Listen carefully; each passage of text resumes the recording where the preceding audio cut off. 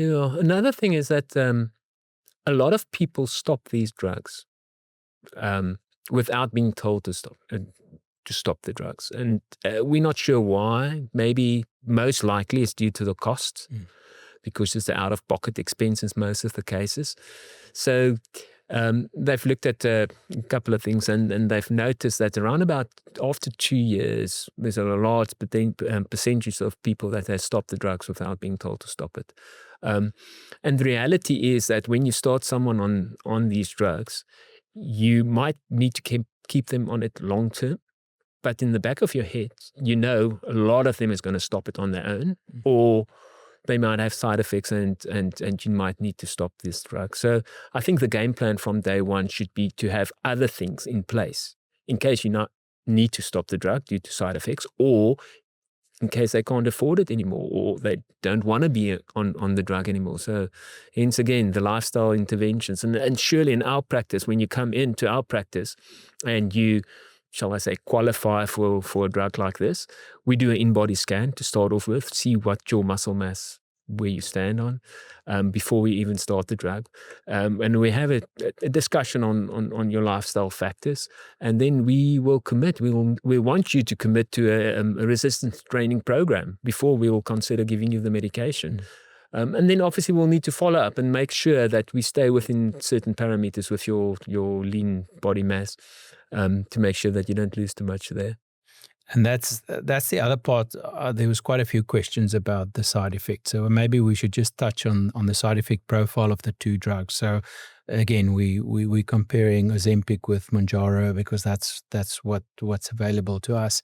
And I think the one thing that stands out in the side effect profile is nausea. So nausea, about 50% of people on either of these drugs will have a form of nausea. Some people feel like death. Some people just feel a little bit of nausea in the background, especially on starting the dose.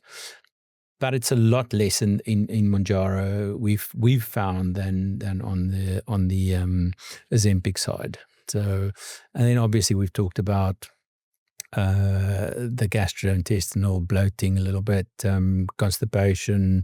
We've talked about nausea. Yeah, so it's yes, and I think also what we also do is we start very low with the dosage, and we take our time to push up the dosage just to try and avoid that.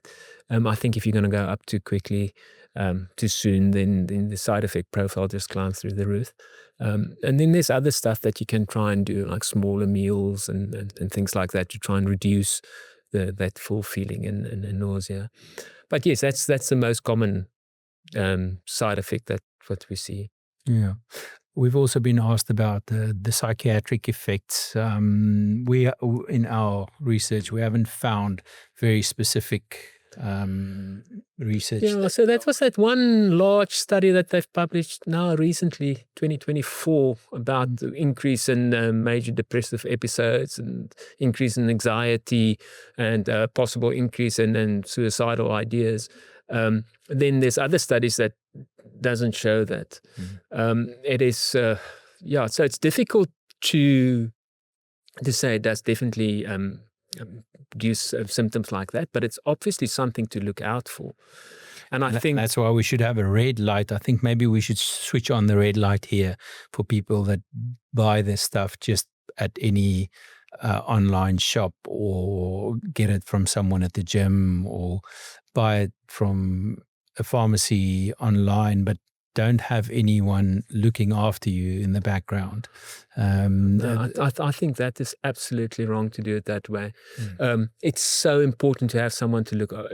You need to look at the lean tissue. You need to make sure if someone's got a history of a psychiatric illness, what's the support structure there? Will we pick it up if something goes wrong? I mean, sometimes people themselves won't realize that they're becoming depressed, or and then you might need to partner in, or if they've known with the psychiatrist, get them involved in the process. So buying it over the internet, I mean, first of all, you don't know what you're buying.